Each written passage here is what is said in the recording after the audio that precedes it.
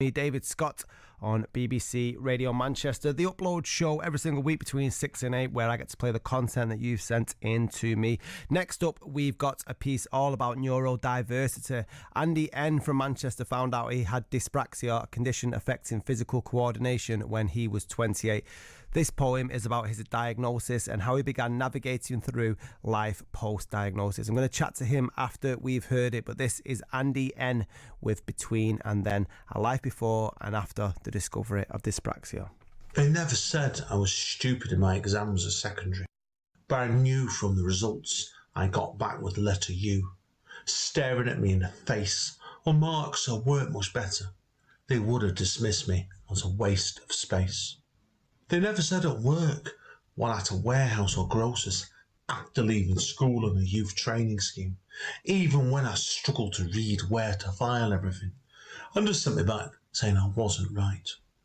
Post-room operative, kitchen porter, drifted through my teens and 20s, buried in confusion that tangles curtains over words, fighting through evening classes to re-educate myself.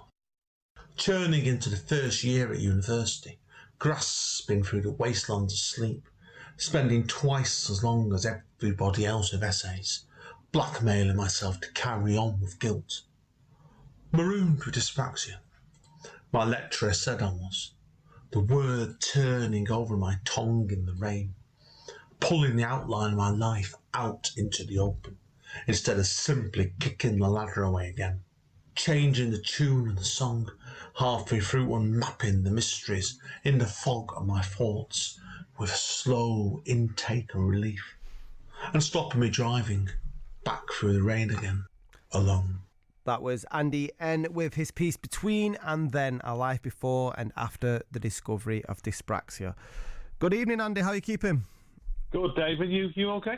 Yeah, I was until I got the football results, football score earlier on from Graham Miller, but we'll not talk about that, mate. Yeah, I'm the City fan, mate, so I'm going to say nothing. Right, well, we're definitely not talking football then.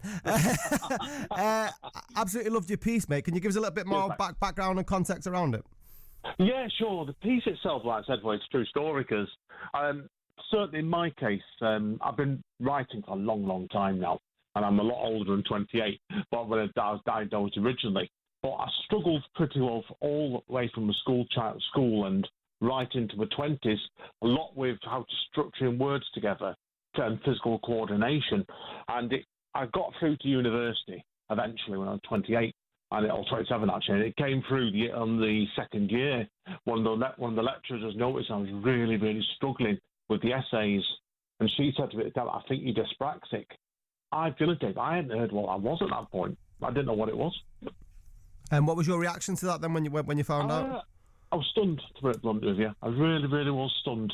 It was like, some of people to bear in mind for yourself is, back then, this was 1998, it was somewhat that just wasn't as common. It wasn't picked up on when I was at school. I was in school in the 1980s. And like I said, I did all my college work in the 90s, and I struggled for all then, and nobody knew what it was. And dyslexia I'd heard of, but not dyspraxia. And I guess for people who don't know what that is, that's dyslexia with physical coordination problems on top of it.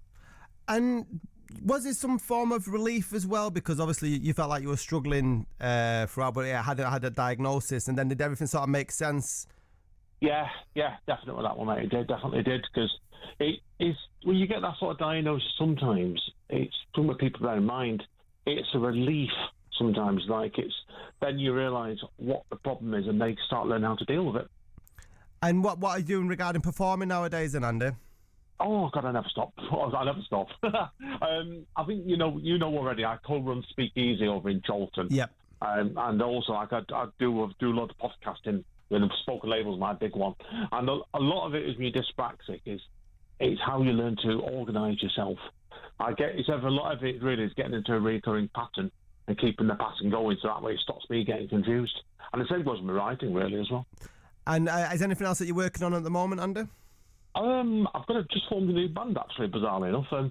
I can't say much about it at the minute because it's very, very early days. There's a young writer from Huddersfield, and I'm doing the music for it. I do a lot of ambient music under the name of Ocean in the Bottle, but the lady in question, Polly, She's a fantastic poet, really, really good.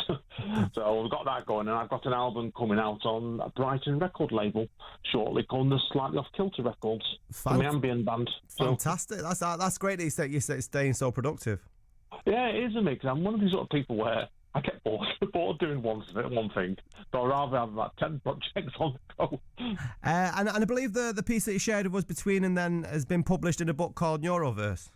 Yes, it has. Yes, the book. Yeah, it has. Yeah, Neurodiverse. Actually, yeah, it's a book that's come out by Flapjack Press, and I heard about this last year. I've forgotten who told me, so I apologise whoever it was. But they told me about it, and soon as I knew what it was, and I thought, that applies to me. I wanted to tell my story, and when I sent it across, they came back to me almost pretty quickly saying yes, they want it in the book, and the book came out last month. And where can people pick up that book?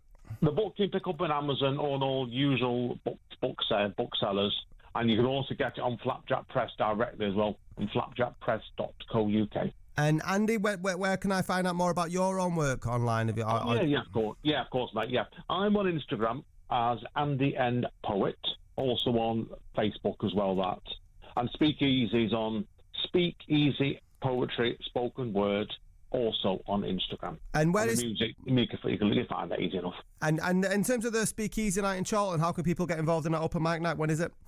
Yeah, we've timed this dead right today, because the next event's on Thursday, the 9th of June. I'm taking bookings from tomorrow morning, would you believe, at midday for that event, after midday.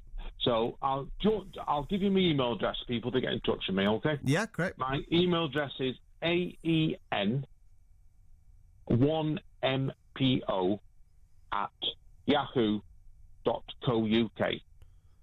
Brilliant, and that's a Speakeasy night. And where is it in Charlton that's being held? It's at Dulcimer. Brilliant. I do love that venue. Andy, pleasure talking to you, mate, and I'm pretty sure we've got lots of poets and spoken word artists that listen to this show, that you'll be inundated tomorrow with people trying to get on that open mic. I'd be disappointed after the show if that wasn't the case, Dave. You take care, mate, and I shall catch up with you soon. Cheers. Take the same, mate. Cheers. Bye. That was Andy N, who shared his piece with us between and then a life before and after the discovery of dyspraxia. Got to go back to the game down at Brighton.